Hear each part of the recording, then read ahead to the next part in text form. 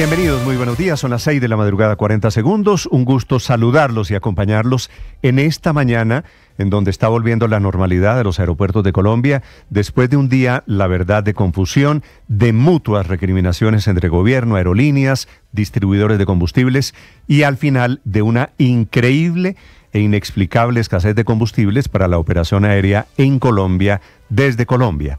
La Aeronáutica Civil revocó anoche el permiso de cancelación de vuelos para que las empresas operen normalmente. Quiere decir que ni hoy, ni mañana, ni de aquí en adelante están autorizadas las aerolíneas para cambiar itinerarios, que era un permiso que habían dado hace 24 horas y lo revocaron.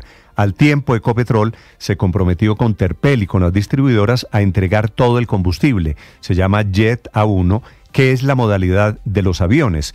Y estas empresas, los distribuidores, que son Terpel, Chevron y WFS, anuncian que a partir de esta mañana de martes vuelve la normalidad en la entrega de gasolina para la operación. En conclusión, esta mañana Avianca, LATAM y las pequeñas están operando con normalidad. No hay cancelaciones previstas, no las puede haber, porque podrían perder los slots, que son los sitios de parqueo, si llegan a incumplir los itinerarios.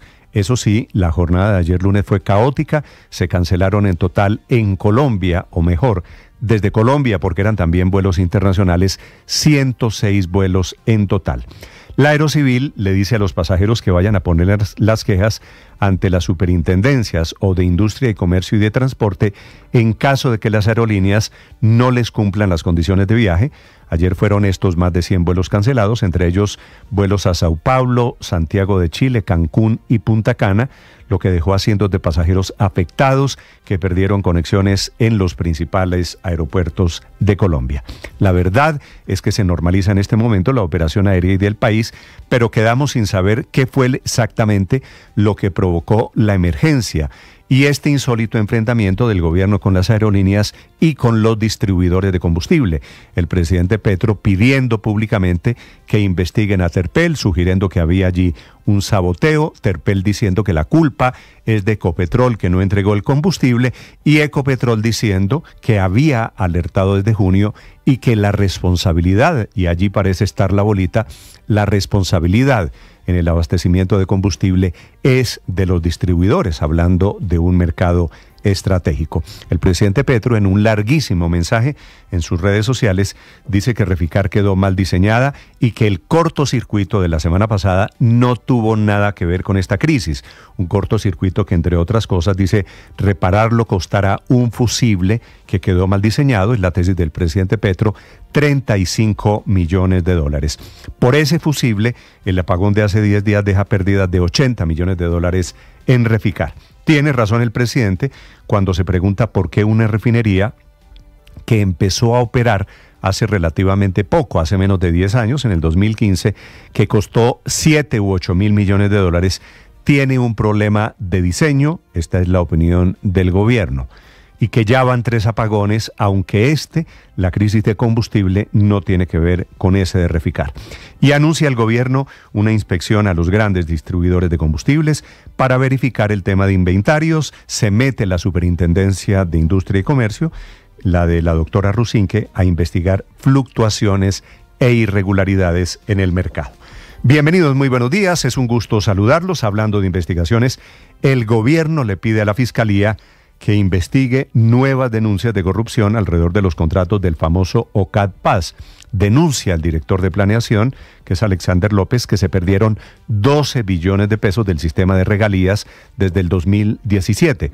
La denuncia es que los contratos se entregaron a dedo sin cumplir requisitos legales. Anoche, con ráfagas de fusil y con una granada, también allí en Arauca, atacaron la estación de policía y 4 hombres del Clan del Golfo murieron, que cayeron ellos en un campo minado también puesto por el ELN, común denominador en todos estos atentados, ataques contra el oleoducto, contra el CAI y contra el Clan del Golfo, las manos del ELN, que en teoría está en un proceso de paz.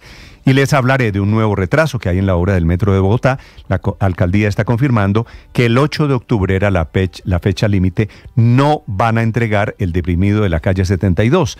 La nueva fecha de entrega es incierta, podría ser un retraso de 3 meses. Van a cobrarles una sanción, una multa de 20 millones de pesos diarios por cada día atrasado. Es decir, podría ser una sanción grande para el consorcio que está incumpliendo con los plazos ya para la entrega de esa que es obra neurálgica alrededor de la primera línea del metro de Bogotá. En Venezuela, esta mañana el régimen busca por todas partes, entre las piedras, a Juan Carlos del Pino. El rector del Consejo Nacional Electoral es uno de los 5 que envió una carta que se les voló de Venezuela en el último mes y sale desde Estados Unidos aparentemente con una carta contando cómo se robaron las elecciones, criticando el sistema electoral y desnudando la fragilidad en ese muy poco transparente sistema electoral de Venezuela. Del Pino ya salió, se les voló, esta mañana seguramente va a ser destituido.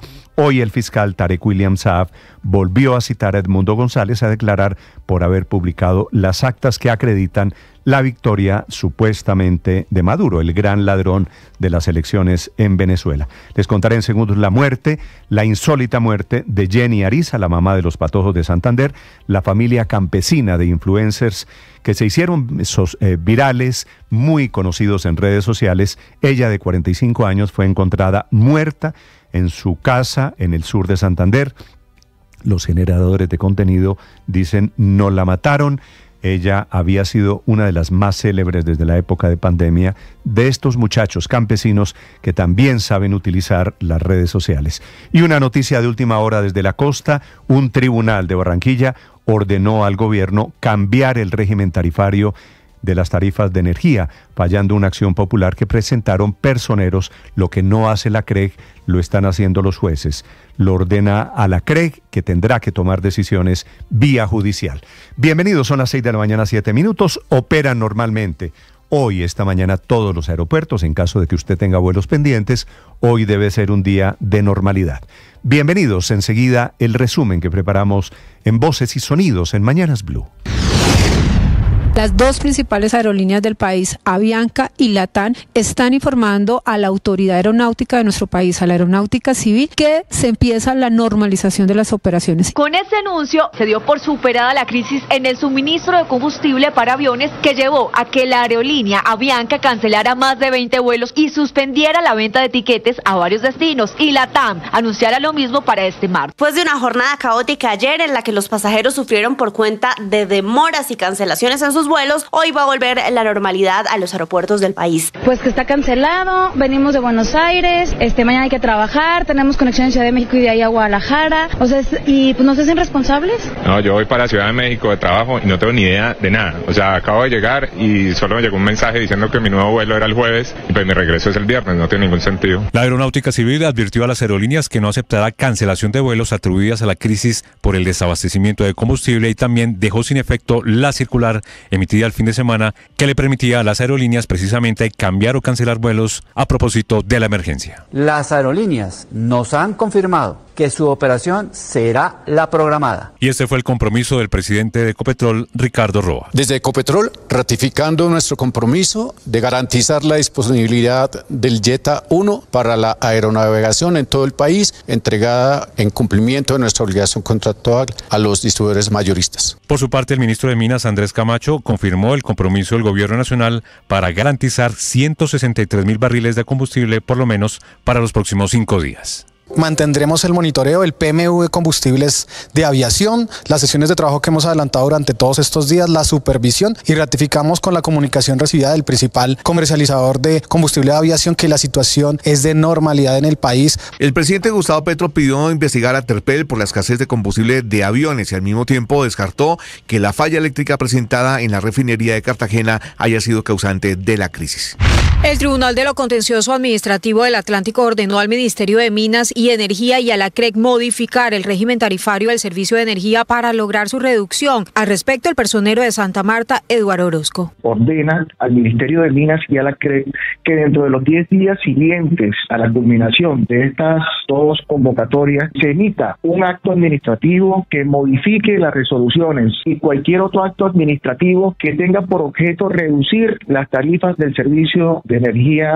Desde Cartagena y tras reunirse con representantes de Panamá y Estados Unidos, el canciller colombiano Luis Gilberto Murillo confirmó que si bien el flujo de migrantes ha pasado de más de 1.200 por día a cerca de 500, es necesario insistir en que se levanten las sanciones contra el vecino país, pero también que se publiquen las actas de las elecciones presidenciales. Que se hace necesario el levantamiento de sanciones, porque es muy difícil que no se presenten situaciones de migración cuando hay unas sanciones que afectan principalmente a las personas más vulnerables en ese país.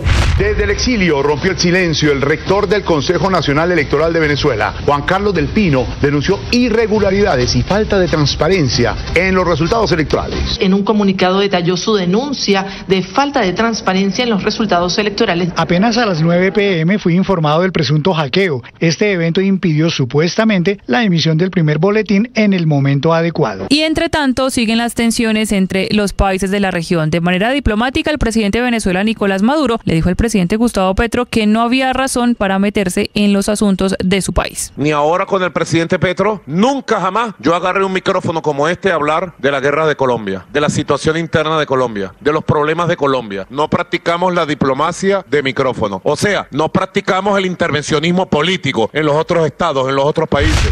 Todo está listo para que a las 3 de la tarde se reúnan los abogados de Thomas Gregg & Sons y la Cancillería en la sede de la Procuraduría en Bogotá para resolver la problemática en torno al contrato de expedición de pasaportes. La reunión es crucial ya que el contrato de emergencia que la Cancillería tiene con Thomas Gregg expira el próximo 2 de octubre. En este contexto, la secretaria general del Ministerio de Relaciones Exteriores, Paola Vázquez, y la representante legal de Thomas Gregg, Ana María Gómez, buscarán llegar a un acuerdo que evite la interrupción del servicio para expedir el documento. Se registró un atentado terrorista contra el oleoducto Caño-Limón-Coveñas a la altura del municipio de Saravena, departamento de Arauca. Las autoridades atribuyen la acción terrorista al ELN. El daño ambiental en la zona fue evidente por cuenta del crudo que se alcanzó a quemar. Con ráfagas de fusil y una granada fue atacado el calle de la policía en el Malecón en la ciudad de Arauca. No hay reporte de policías heridos. El alcalde de Arauca, Juan Kenza. Y le hago un llamado a aquellos grupos que están pensando en convertir Arauca y nuestro departamento en esa caja de resonancia para conllevar al gobierno nacional a seguir en unos diálogos de paz, que no lo hagan de esta manera, que este tipo de acciones lo que conllevan es afectar el orden público de nuestro territorio y que la gente deje de creer en esos procesos.